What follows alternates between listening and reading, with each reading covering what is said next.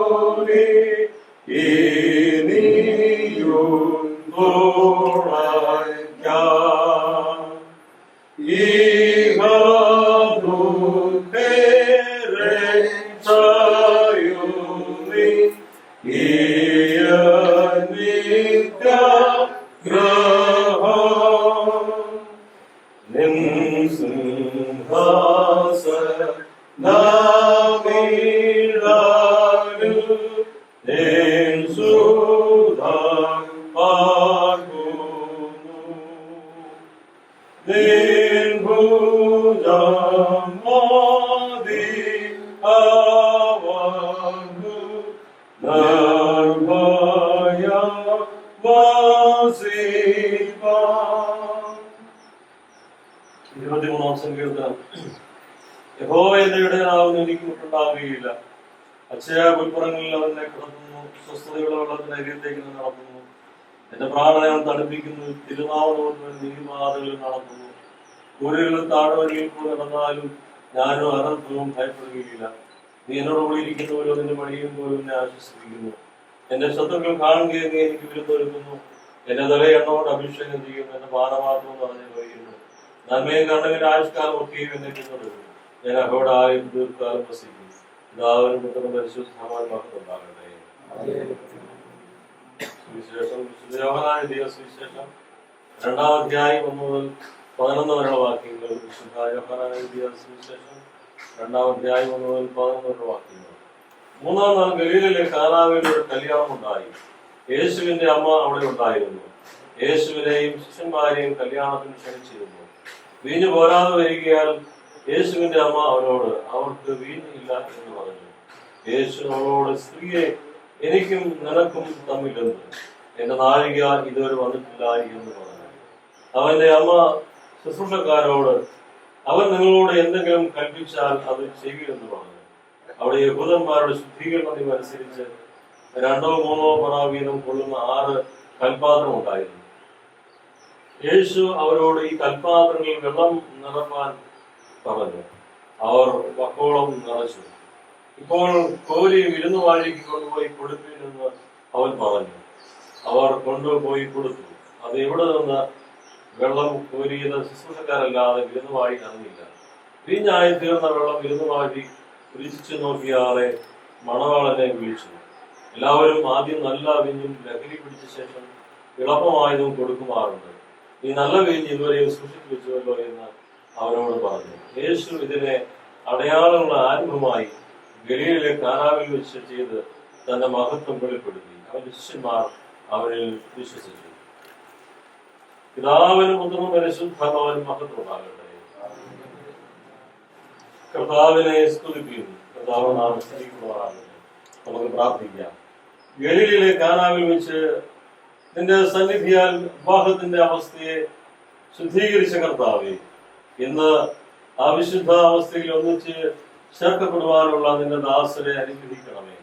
അവരെ നിന്റെ നല്ല വിചാരണയുടെ സംരക്ഷണം കീഴിൽ കാത്തുകൊള്ളണമേ. അവർ നിന്റെ പരിശുദ്ധ നാമത്തെ ഇടപെടാതെ ഭയപ്പെട്ട് സ്നേഹിക്കുവാനാക്കണമേ. അവർ നിന്റെ ഹിതം അനുസരിക്കുവാൻ ഇടയാക്കണമേ.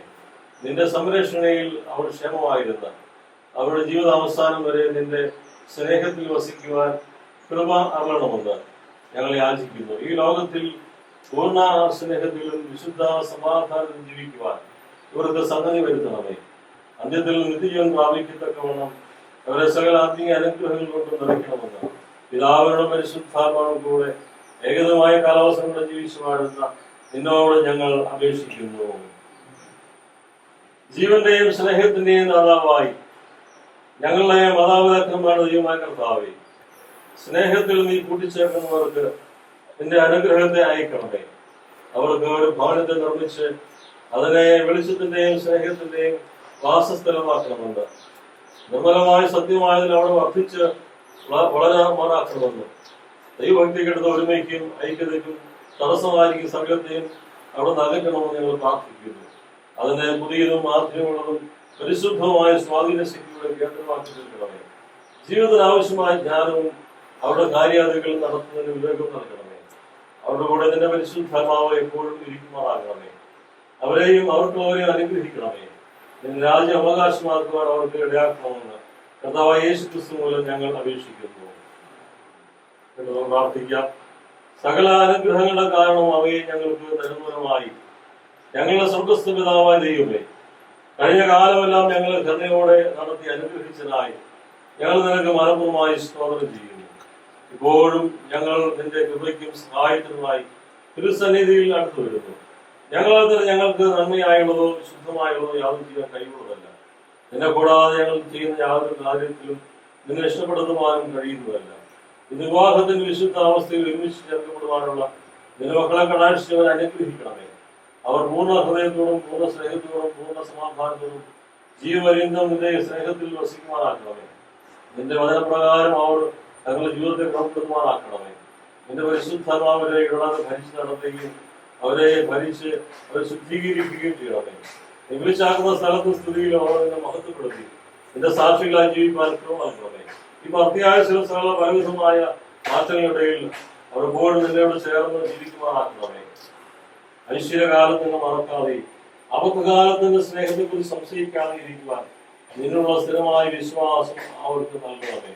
കർത്താവേ, നിന്റെ സാന്നിധ്യം കൊണ്ട് അവരെ അനുഗ്രഹിക്കണമേ. വിവാഹത്തിൽ പങ്കുചേർന്ന് എല്ലാവരും കടാക്ഷിച്ച് കുഞ്ഞാടിന്റെ കല്യാണവിരുന്നാകുന്ന സ്വർഗീയ ഭാഗ്യത്തിൽ ഓഹരിക്കാനാകണം. നിന്റെ കൃപയും സ്വർഗീയ അനുഗ്രഹം കൊണ്ട് അവരെ സഹായിക്കണമേ. ഞങ്ങൾ ചെയ്യുന്ന സകല കാര്യങ്ങളിൽ നിന്ന് ആരംഭിച്ച് നടത്തി നിന്റെ പരിശുദ്ധമുള്ള നാമത്തെ മഹത്വപ്പെടുത്തുക കൃപ നൽകണമെന്ന് ഞങ്ങൾ കർത്താവ് വിശുദ്ധാവായ യേശു മിശിഹായെ ഞങ്ങൾ നിങ്ങളോട് അപേക്ഷിക്കുന്നു. വിവാഹത്തിന്റെ വിശുദ്ധാവസ്ഥയിലേക്ക് പ്രവേശിക്കുന്ന എബിനെയും എമ്മയെയും ദൈവകാര്യങ്ങളിൽ കേൾപ്പിക്കാം. അവരെ ദൈവം അനുഗ്രഹിക്കാനുള്ള പ്രാർത്ഥിക്കാം. സ്നേഹവാനായ ഞങ്ങൾ നല്ല കർത്താവേ, ഈ മനോഹരമായ ദിവസത്തിനായി അങ്ങേ നന്ദിയോടെ സ്തുതിക്കുന്നു. ദീർഘനാളെ പ്രാർത്ഥിക്കുകയും ഒരുക്കുകയും ചെയ്തതാണ് കർത്താവേ.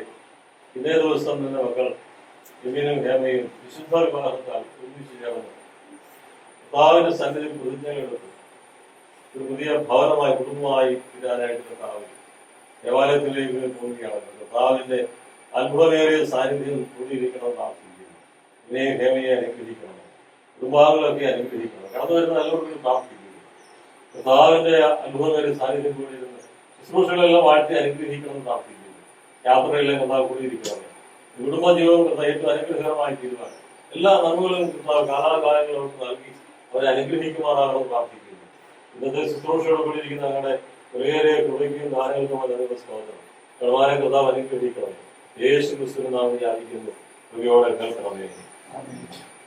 കർത്താവിന്റെ പ്രാർത്ഥന എന്നതാണ് സുഖസ്ഥനായ കർത്താവ് സദാ സ്ഥിതിക്കണമേ.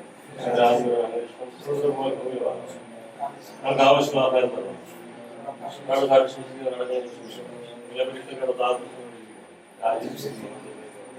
യേശു ക്രിസ്തുവിന്റെ കൃപയും പിതാവ് ദൈവത്തിന്റെ സ്നേഹം പരിശുദ്ധാവാൻ കിട്ടാൻ കാലാവസരങ്ങളിൽ ഇരിക്കുവാറാകട്ടെ.